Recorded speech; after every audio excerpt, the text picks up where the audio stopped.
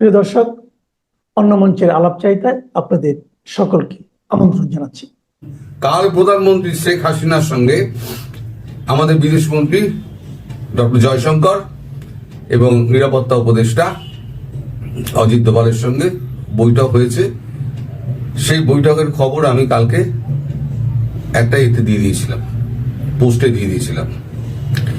এখন যে বৈঠকটা রাত্রিবেলা শুরু হয়েছিল 10:10, 10:20 আমি খবর পেয়েছি যে এরকম একটা বৈঠক হচ্ছে। তো বৈঠকের খবর জোগাড় করতে করতে আমার রাত্রি 3টে, 3:30 হয়ে গিয়েছে। মানে বিভিন্ন সোর্স থেকে তো খবর দিতে হয়, কেউ তো খবর তো আর হেঁটে আসবে না, খবরের কাছে আপনাকে পৌঁছাতে হবে। তা এই যে যারা গুজব বলে এড়িয়ে মানে একটা দেখে দিলেন, তারা জানেন না একটা খবর জোগাড় করতে গেলে কত কষ্ট করতে হয়। কাগজটা দেখলেন, দেখে দেওয়া বলে দেন কি লিখেছে, ফেলে দিলেন দুম করে। কিন্তু এই সাংবাদিকটি কত কষ্ট করে খবরটি জোগাড় করেছে সেটি আপনারা মাথায় রাখেন না। তো যাই হোক, আমারও অবস্থা তাই আর কি।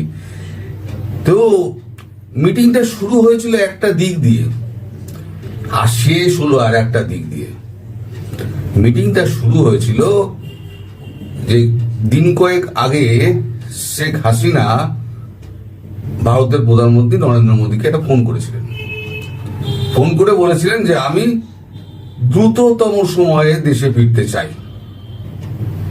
নরেন্দ্র মোদী বলেছিলেন, দিদি আপনি উতলা হবেন না, সঠিক সময় ভারতবর্ষ সঠিক পদক্ষেপ নেবে এবং যাতে আপনার স্বার্থ বিঘ্নিত না হয় তার জন্য একটু দেরি হচ্ছে। আপনি এক কাজ করুন, আমি এখান থেকে অজিত দোভালকে পাঠাচ্ছি এবং জয়শঙ্করজিকে পাঠাচ্ছি, আপনি ওদের সঙ্গে একবার পরামর্শ করুন, ওরা আপনাকে কিছু পরামর্শ দিতে পারেন। উনি বললেন যে আমি পরামর্শ আর কি শুনবো, এখন তো আমি তো আপনাদের কাছেই তো এখন তো জমা হয়ে রয়েছে। তখন মোদীজি হাসতে হাসতে বলেন, না জমা হয়ে নেই, আপনাকে সুরক্ষিত অবস্থায় দেশে ফেরানোর দায়িত্বটা হচ্ছে ভারতবর্ষের, আর ভারতবর্ষ সেটাই করবে। এরপর তারপর কি হয়েছে আমি জানি না। গতকালকে মিটিংটা শুরু হয়, যখন শুরু হয় তখন কিন্তু একটা পরিপ্রেক্ষিতে শুরু হয়, সেটা হচ্ছে এই যে আমাদের যখন প্রধানমন্ত্রী ইন্দিরা গান্ধী ছিলেন, প্রধানমন্ত্রী ইন্দিরা গান্ধী 71 যুদ্ধের সময় বিভিন্ন দেশ ঘুরেছিলেন, বিভিন্ন দেশ ঘুরে সমর্থন জোগাড় করেছিলেন। ভারত বলছে আপনাকে প্রধানমন্ত্রী হিসেবে আমরা আপনাকে ঘোষণা দিয়েছি এবং আমরা প্রধানমন্ত্রী হিসেবে আপনাকে এখনো স্বীকৃতি জানাই, এবং যেহেতু আপনি প্রধানমন্ত্রী পদ থেকে এখনো পর্যন্ত ইস্তফা দেননি, ফলে আপনি এখনো বৈধ প্রধানমন্ত্রী। জয়শঙ্করজি তখন বলেন, মানে সেটা মোদীজি বলেছিলেন, জয়শঙ্করজি বলেন আমরা একটা ট্যুর প্ল্যান করেছি। ট্যুর প্ল্যানটা হচ্ছে আপনি প্রথম রাশিয়া যাবেন, কারণ রাশিয়ার প্রেসিডেন্ট ভ্লাদিমির পুতিন তিনি আগেই আমন্ত্রণ জানিয়েছিলেন রাষ্ট্রীয় সফরের জন্য। এবার বাকিটা জয়শঙ্করজি করেছেন, সেটা হচ্ছে সাউথ আফ্রিকার সঙ্গে কথা বলেছেন, ব্রাজিলের সঙ্গে কথা বলেছেন, চায়নার সঙ্গে কথা বলেছেন। রাশিয়া দিয়ে উনি সফরটা শুরু করবেন, 10 দিনের টোটাল সফরটা হবে। রাশিয়া দিয়ে সফরটা শুরু হবে, তারপরে উনি যাবেন ব্রাজিল, তারপর সাউথ আফ্রিকা, ফেরার সময় চায়না হয়ে উনি ভারতবর্ষে ফিরবেন। যদি সেরকম হয় তাহলে হয়তো গ্রিস এবং আর্মেনিয়া এবং অস্ট্রেলিয়া যদি সময় হয় এবং যদি যোগাযোগ হয় সঠিকভাবে, তাহলে বা রুট প্ল্যানটা যদি ঠিক থাকে, তাহলে এই জায়গাগুলো উনি ঘুরে আসবেন, কারণ এগুলো সব ব্রিক্সের মধ্যে আসছে এবং বাংলাদেশও ব্রিক্সের মধ্যে চলে আসবে শেখ হাসিনা প্রধানমন্ত্রী হিসেবে ফিরে গেলে।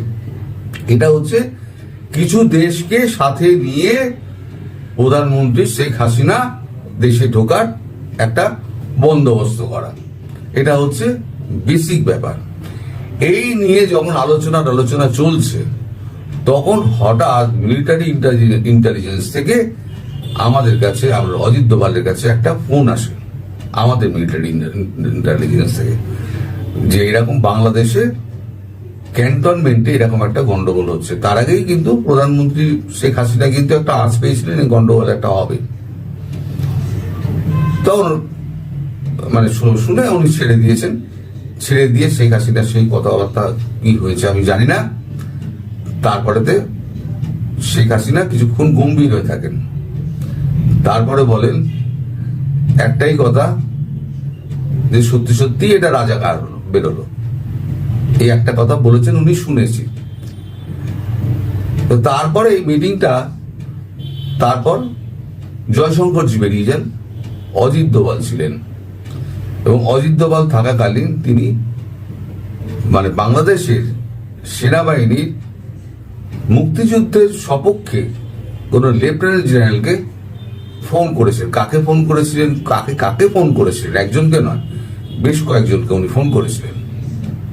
ফোন করে উনি একটাই কথা বলেছেন, যে এই যে যেটা হচ্ছে, এই আন্তর্জাতিক ট্রাইব্যুনাল যেখানে আমার বিরুদ্ধেও মামলা করা হয়েছে আর তোমাদের সেনাদের বিরুদ্ধেও মামলা করা হয়েছে, আসলে তোমরা তো করেছো চেইন অফ কমান্ডের ভিত্তিতে। রেসপন্সিবিলিটি তো আমার, আমি তো এটা দিয়েছি, আদেশটা দিয়েছি, তোমরা আদেশ পালন করেছো, তো তোমরা এটার বিরুদ্ধে রুখে দাঁড়াও। কারণ এটা যদি একবার যদি মানে এ হয়ে যায়, মানে একটা নিদর্শন হয়ে যায় যে এই জিনিসটা হতে পারে, সেনার নিজস্ব আইন কানুন থাকা সত্ত্বেও, নিজস্ব আদালত থাকা সত্ত্বেও যদি বাইরের আদালতে যদি এর বিচার টিচার হয়, তাহলে এটা সেনাবাহিনীর পক্ষে এবং বাংলাদেশের পক্ষে ভীষণ খারাপ। এবং সেটা জাতিসংঘে তোমাদের যে যাওয়ার ব্যাপারটা আছে, এমনিতেই খরচা কমিয়ে দিয়েছে, তোমাদের যাওয়াটা অনেকটাই তোমাদের মানে বিঘ্নতার সৃষ্টি হয়েছে। এখন সেটা থেকে বেরোতে গেলে তোমাদের এটাই কিন্তু বিরোধিতা করতে হবে। আমি তোমাদের সঙ্গে আছি, আমি শীঘ্রই দেশে ফিরছি, আমার কিছু এখানে প্রোগ্রাম রয়েছে। ইতিমধ্যে কয়েকটি ফোনও আসে, উনি 2-4 মিনিটের মধ্যে জন্য কথা বলেন, কথা বলে ছেড়ে দেন।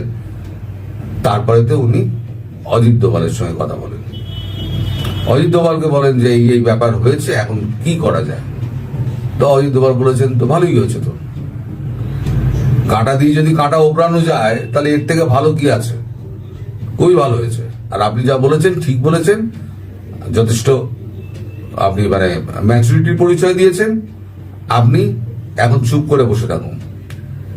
তারপরে যদি দেখা যায় যে এখানে কোন রকম মানে আগে বড় ঘটনা ঘটে গেল এবং আপনার দেশে ফেরার পরিস্থিতি তৈরি হয়ে গেল, তাহলে পরে আপনি দেশে ফিরবেন।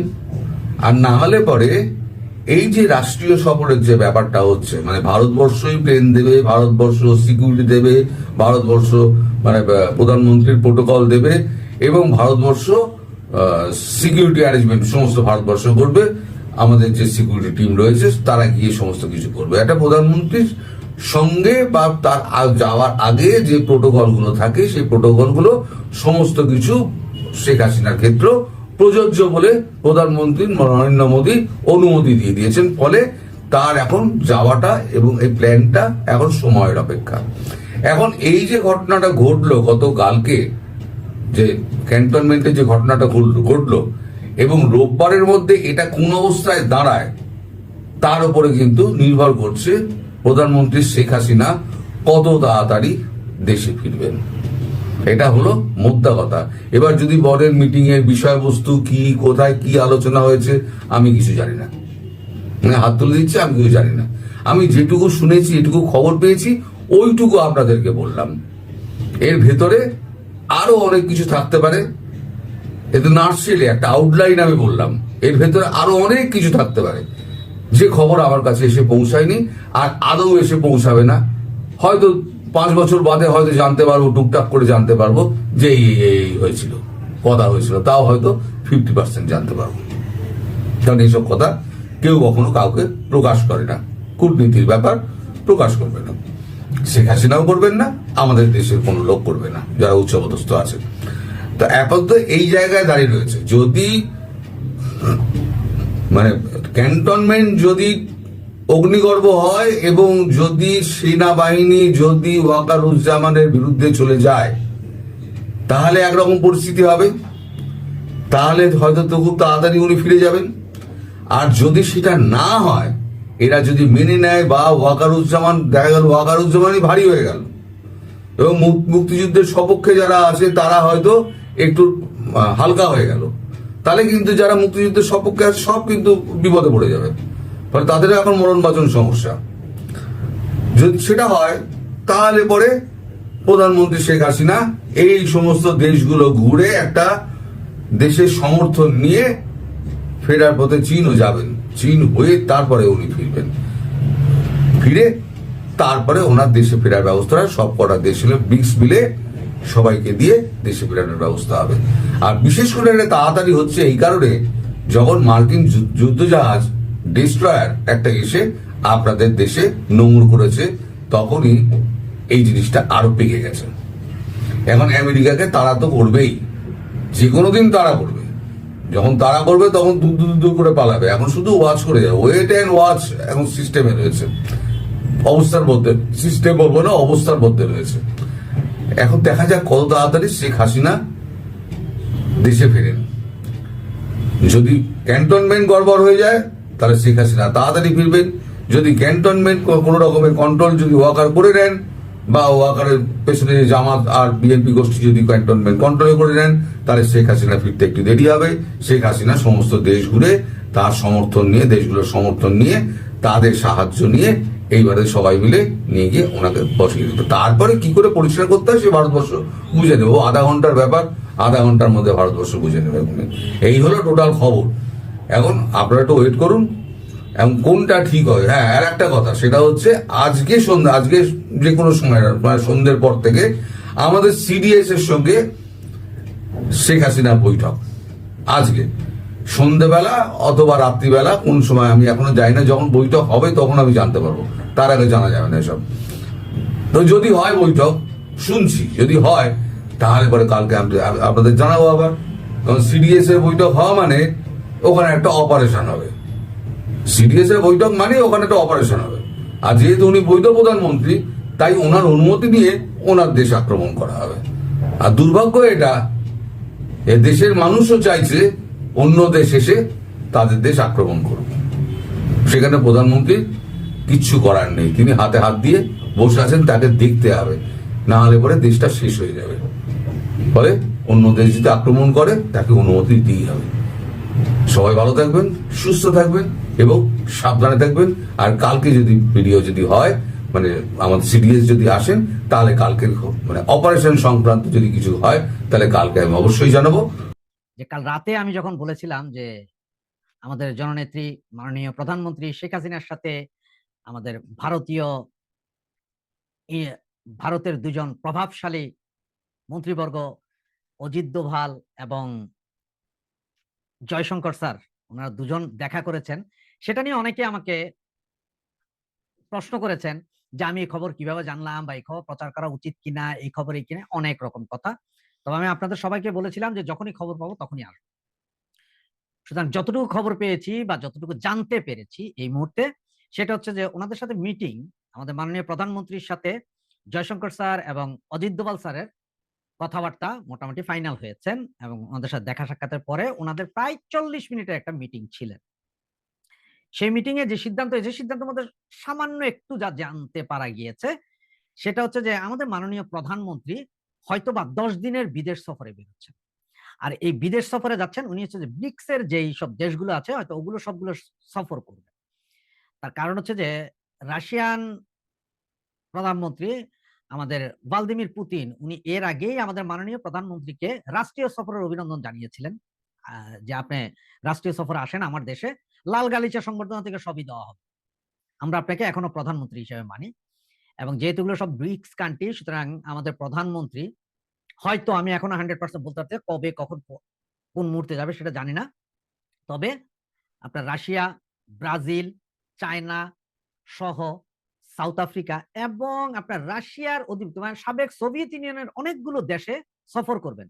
আর এই সফরের পুরোটা আয়োজন করবেন, বিমান দিবেন ইন্ডিয়া, নিরাপত্তা, হোটেল সবকিছু ইন্ডিয়া ব্যবস্থা করে দিবে। সুতরাং এখানে যখন যাবেন এইসব দেশে, উনি যখন রাষ্ট্রীয় সফরে বের হবেন, তখন পাসপোর্ট বা অন্য কোনো কিছুরই প্রয়োজন হবে না, কারণ ওটা ইন্ডিয়াই ব্যবস্থা করবেন। তার মানে হচ্ছে ইন্ডিয়া বিমানে যখন যাবেন, অমুক যাচ্ছে, যেসব দেশে নামবেন ইমিগ্রেশন সেসব দেশে পাসপোর্ট লাগবে না, কারণ এটা রাষ্ট্রীয় সফর, আমাদের অন্যভাবেই ঢুকে যাবেন। যে কথা বলবেন। এ হচ্ছে মূল খবর ওই মিটিং এ। তবে ওই মিটিং এর খবরের মধ্যে আরেকটু জানা গেছে যে ওই মিটিং এ সম্ভবত আমাদের এই যে সেনাপ্রধান এবং এখন যে কাহিনীগুলো হচ্ছে গত 4 দিন সেগুলো নিয়ে কিছু কথাবার্তা হয়েছে। আমাদের মাননীয় প্রধানমন্ত্রীর সাথে সম্ভবত সেনা ক্যাম্পের কেউ কেউ যোগাযোগ করেছে, কে করেছেন না করেছেন সেটা জানি না। এখন এমনও হতে পারে যে যাদের বিরুদ্ধে মামলা হয়েছে তারাও যোগাযোগ করতে পারেন, আবার যাদের বিরুদ্ধে হয় নাই তারা কে করবে না করবে এটা হচ্ছে যে তাদের ব্যাপার।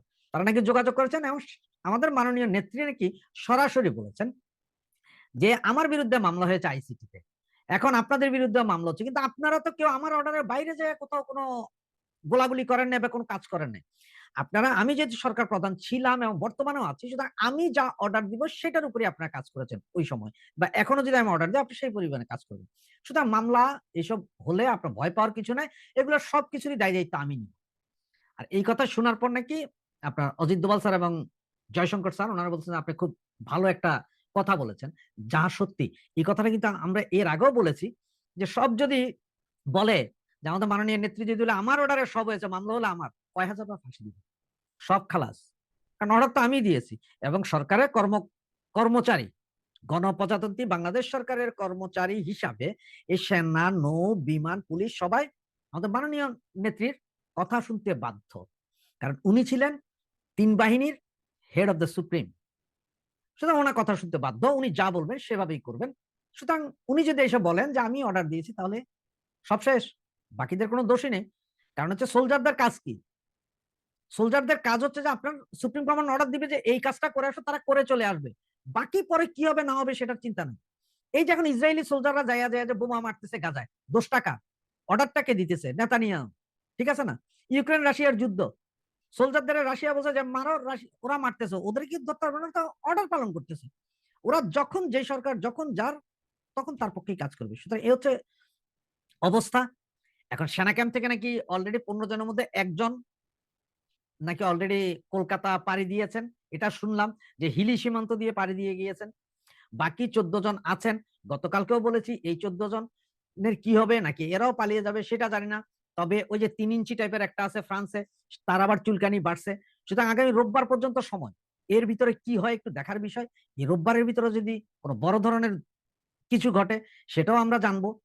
আর সবকিছু মিলিয়ে আমরা কিছুটা দিন, হয়তো 7-10 দিন ওয়েট করতে হবে যে আমাদের মাননীয় প্রধানমন্ত্রী কবে দেশে ফিরে আসছেন সেটাও জেনে যাবো আমরা খুব সহসা। তবে যাই ঘটবে 30 তারিখের ভেতরেই ঘটবে, দেখতে থাকুন।